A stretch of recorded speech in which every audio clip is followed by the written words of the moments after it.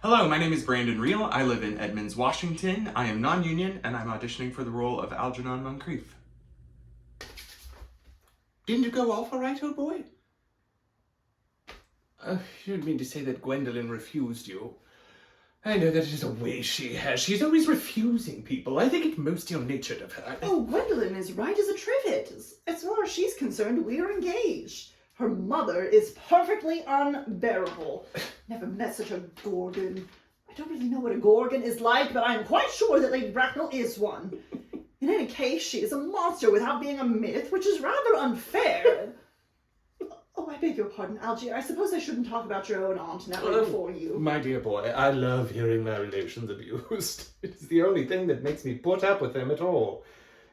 Relations are simply a tedious pack of people who haven't the remotest knowledge of how to live, nor the slightest instinct about when to die. Oh, that is nonsense. It isn't. Well, I won't argue about the matter. You always want to argue about things. This is precisely what things were originally made for.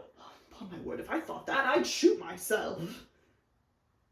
You don't think that there's any chance of Gwendolyn becoming like her mother in about 150 years, do you, Algy?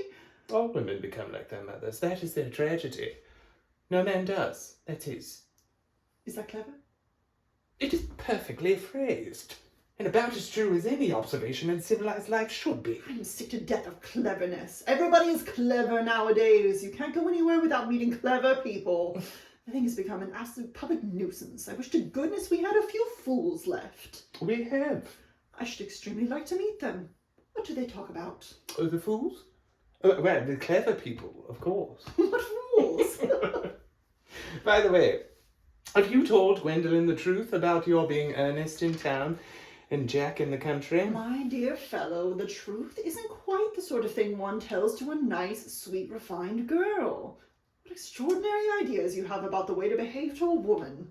The way to behave to a woman is to make love to her if she is pretty, and someone else if she is plain. Oh, that is nonsense. And what about your brother? What about the profligate Earnest? Before the end of the week, I shall have got rid of him.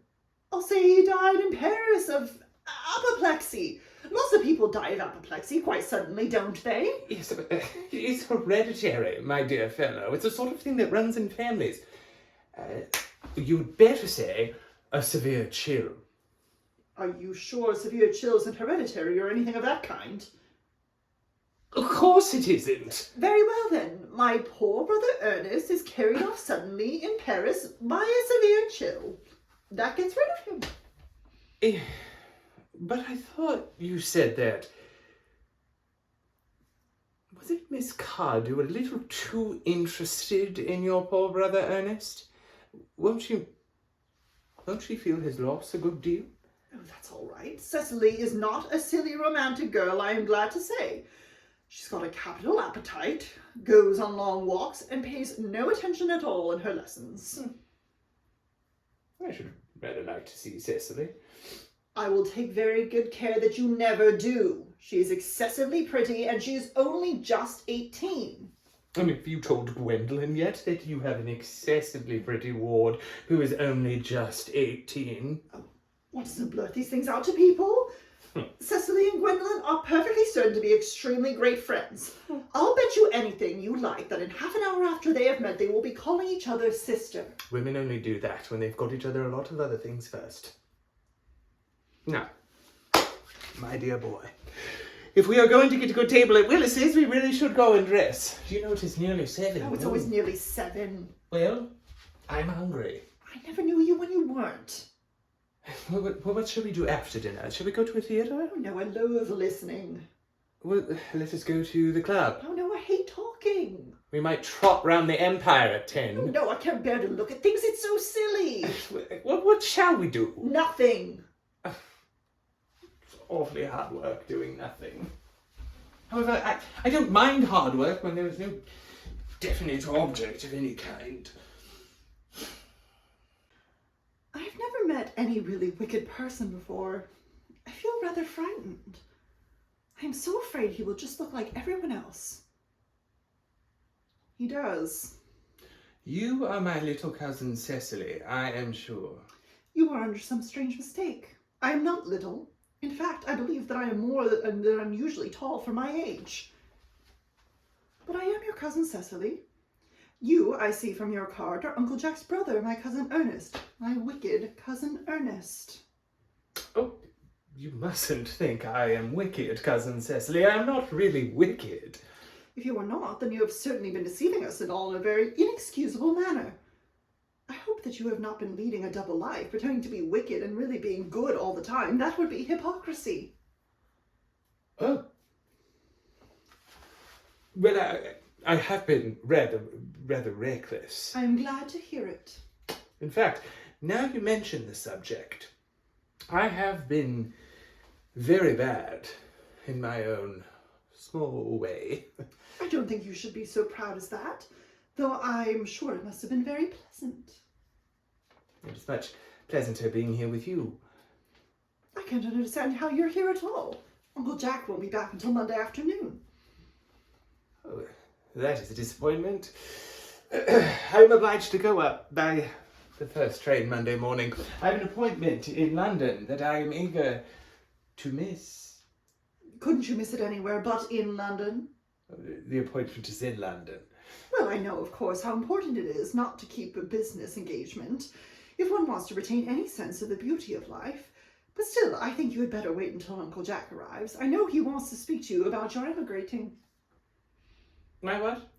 You were emigrating. He has gone up to buy your outfit.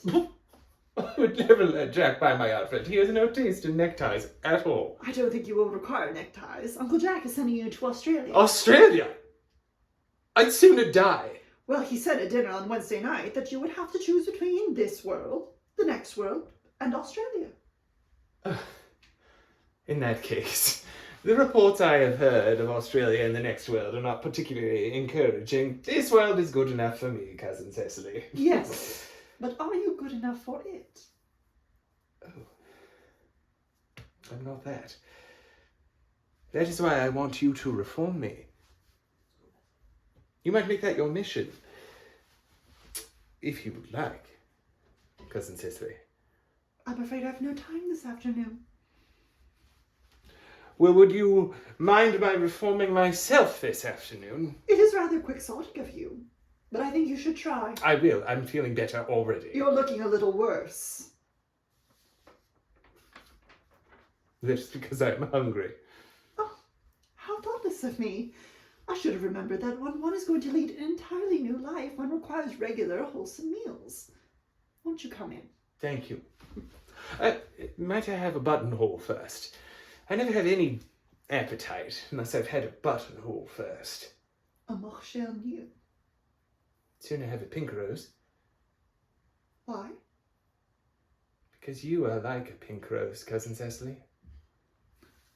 I don't think it can be right for you to talk to me like that. Miss Prism never says such things to me. And Miss Prism is a short-sighted old lady. You are the prettiest girl I ever saw. Miss Prism says that all good looks are a snare. They are a snare that any sensible gentleman would like to get caught in. Oh, I don't think I should care to catch a sensible man. I wouldn't know what to talk to him about. I am engaged to be married to Gwendolen, Lady Bracknell. You are nothing of the kind, sir. And now, as regards Algernon. Algernon! Yes, Aunt Augusta. May I ask if it is in this house that your invalid friend Mr. Bunbury resides? Oh, no, Bunbury does not live here. Bunbury is somewhere else at present. In fact, Bunbury is dead. Dead? When did Mr. Bunbury die? His death must have been extremely sudden. I killed Bunbury this afternoon. I mean, Bunbury died this afternoon. What did he die of? Bunbury... Well, he was quite... exploded. Exploded? Was he the victim of a revolutionary outrage? I was not aware that Mr. Bunbury was interested in social legislation. If so, he is well punished for his morbidity. No, what I need to say, Aunt Augusta, is that Bunbury was found out. I mean, the doctors found out that Bunbury could not live. So Bunbury, that's what I mean. So Bunbury died. He seems to have great confidence in the opinion of his physicians. I'm glad, however, that he made up his mind in the last to have some definite course of action and acted under proper medical advice. And now that we have finally got rid of this Mr. Bunbury, may I ask, Mr. Worthing, who is that young person whose hand my nephew Algernon is now holding in what seems to be a particularly unnecessary manner? Well, that lady is Miss Cecily Cardew, my ward. I am engaged to be married to Miss Cardew, Aunt Augusta. Kindly turn around, sweet child. No, the side of you is what I want. Yes, quite as expected. There are distinct social possibilities in your profile. The two weak points in our age are its want of principle and its want of profile. A chin a little higher, dear. Style largely depends on the way the chin is worn. They are worn very high just at present. Algernon? Yes, Aunt Augusta. There are distinct social possibilities in Miss Cardew's profile. Cecily is the sweetest, dearest, prettiest girl in the whole world. And I don't care twopence about social possibilities.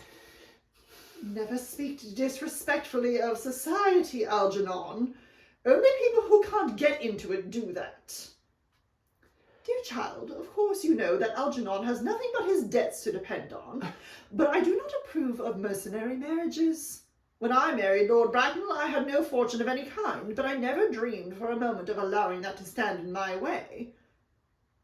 Well, I suppose I must give my consent.